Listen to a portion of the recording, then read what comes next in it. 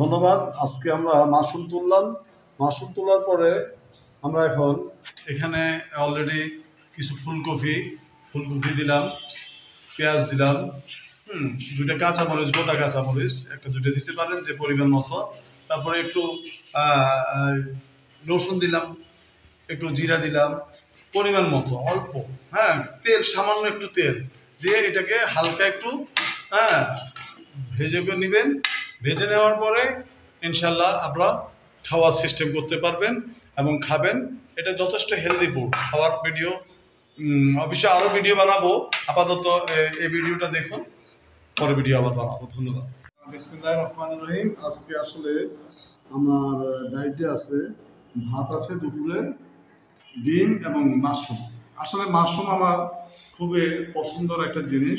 তো এই যে দেখুন, ইচ্ছে করলে আপনারা যে মরিচ একটা দিলাম, হ্যাঁ, এখানে ইচ্ছে করলে আপনারা একটু টমেটোর মিশিয়ে খেতে পারেন। হুম হুম খুব টেস্ট হচ্ছে।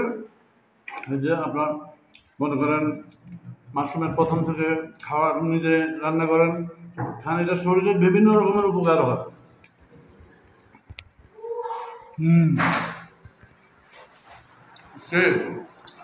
মাশরুম যে খাবে সে বলবে আমি আমার দ্বিতীয় দিন খাবো, এবং এটা আপনার শরীরের ছোট বাচ্চাদের তো অনেক উপকারী, এবং আমাদের যারা বয়স্ক, ডায়াবেটিস বা হার্টে জনিত অসুস্থ, তাদের জন্য অনেক উপকারী।